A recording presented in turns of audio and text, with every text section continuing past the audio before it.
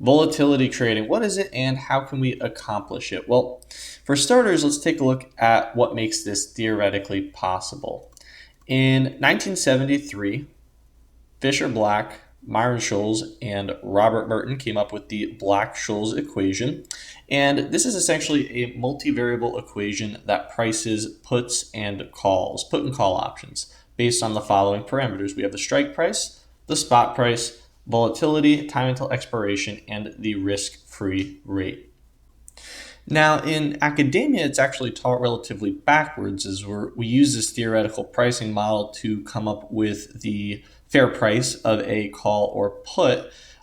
It's a very common question on a variety of securities pricing exams, but in practice, we have a market for options, and based on the law of supply and law of demand from economics, we know that any good or service in an economy with rational market participants will determine the fair price or the equilibrium price of that good or service. And this equation is actually used inversely to calculate the implied volatility, as everything else in a market is given except the volatility. So inversely applying this based on an existing price allows us to find the forward-looking or the expected volatility in relative to the current price of the option.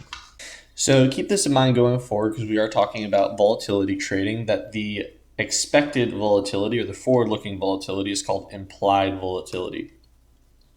Now, straying away from the concept of volatility for a brief moment, we can look at this multivariable equation and we can say, okay, it's essentially a multivariable function that helps us arrive at the value of a call and a put. And since it's a multivariable function, we can partially differentiate it with respect to its inputs to determine the incremental change each parameter has on the value of the option, holding all the other variables constant. And when we partially differentiate with respect to the underlying asset or the spot price of the underlying asset, we arrive at delta.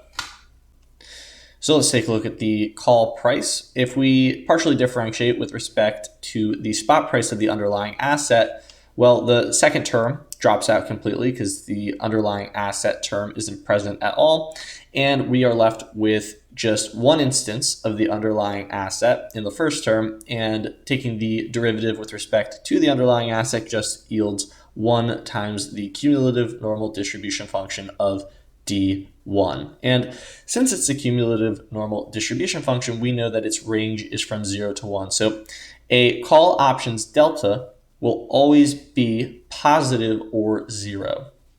Now, on the same thought, we can partially differentiate the price of a put option with respect to the spot price of the underlying asset. And it may look a little more involved, but I can assure you it's not. If you take a look, the first term, just like the call option, drops out completely. And the second term has one instance of the spot price of the underlying asset, so that turns into 1. And if you notice, the cumulative normal distribution is symmetric. So this property holds true for symmetric distributions, where 1 minus the distribution of x is equal to the distribution of negative x. So we can essentially take that negative out and do the 1 minus the distribution of x. And if we just distribute that negative through, then we get -1 plus the normal distribution of D1, the cumulative normal distribution function of D1. And subtracting 1 from the cumulative normal distribution function is the same thing as negative the cumulative normal distribution function of D1. So the put delta will always be negative or 0. So that was a lot of mathematical jargon. We talked a lot about the cumulative normal distribution function. We talked a lot about partially differentiating the multivariable function that explains an option's price. But instead of just calling that a day and calling that delta, I want to offer a more intuitive explanation for what delta represents in both the case of a call and a put. So for every $1 change in the underlying asset, we can expect a change of delta in the price of the option. So That's a very straightforward way of interpreting delta. So if we have a call option with a spot price of the underlying asset of 100 and a delta of 0.5, well, for every $1 change in that underlying asset, so if it moves from 100 to 101, we can expect our call option to increase in the value of delta, in this case 0.5 or 50 cents. And that holds true for a negative change as well. So for every negative $1 change in the underlying asset, we can expect a change of negative delta in the price of the option. So conversely, if we have a put option and the underlying asset is currently priced at $100 and the spot price increases $1, then the value of the put will decrease by delta. So if delta was negative 0.5 in the case of that put option, then the value of our put would decrease by 50 cents. So since we're aware of the effect a change in the price of an underlying asset has on an option, we could take an offsetting position relative to the current option that we're holding to ensure that a change in value of the underlying asset, which is inherently random, doesn't affect our portfolio value. Okay, now let's use what we know about delta to help solve this example problem. So a large client wants to buy 100,000 call options on Apple. The current strike price is 350. The underlying asset price, or the spot price, is 320. The assumed risk-free rate is 8%. The time until expiration is 1 year. And the current implied volatility, that is the volatility expected by the market, is 30%. Further, assume that research suggests realized volatility will be less than the implied volatility. Now, what does that mean? Well, as volatility increases, the value of our options increase. This makes sense as the outcome is further unknown, and the right but not obligation to exercise a call or a put increases in value. So if the realized volatility will be less than the implied volatility, that implies that the current price of the option is actually inflated. There's a difference there, there's a spread, and we're hoping to capitalize on this difference to ensure a profit. So further, let's consider our team has opposing views on the direction of Apple within the year. So we don't know, or we don't have an opinion on whether or not we're bullish or bearish on Apple. So we're tasked with establishing a portfolio to take advantage of the potential volatility spread while mitigating directional risk. Alrighty, so here we are in Python, and I've already taken the liberty of establishing a call and put class, and these classes help us find the theoretical price and consequently the delta for each respective option type based on the Black-Scholes equation. And this will be available on my GitHub. I'll put a link to it in the description below. And I want to show you how we can use this to establish the portfolio that the example prompted us to. So for starters, we need to create an instance of the call class. So we're going to say call, and the call is going to take the spot price of the underlying asset. So in the case of our 100,000 Apple calls, the spot price was 320. The asset volatility, so the implied volatility, was 30%. The strike price was 350. The time until expiration was 1 year, and we assumed a risk-free rate of 8%. So if we want to use this call instance to find the price of the call option, well, all we have to do is print the price field that's a part of the option class. Printing the price field, we get $36.81 per option. Now, similarly, if we wanted to find the delta, then all we would have to do is print the delta field. And after we run it, we get a delta of 0.5469, approximately 0.55. So how does knowing delta help us construct a portfolio that mitigates directional risk? Well, let's consider the fact that every time Apple changes by $1, the value of the call will change by delta. So as Apple increases by $1, the value of the call option will increase by approximately 55 cents.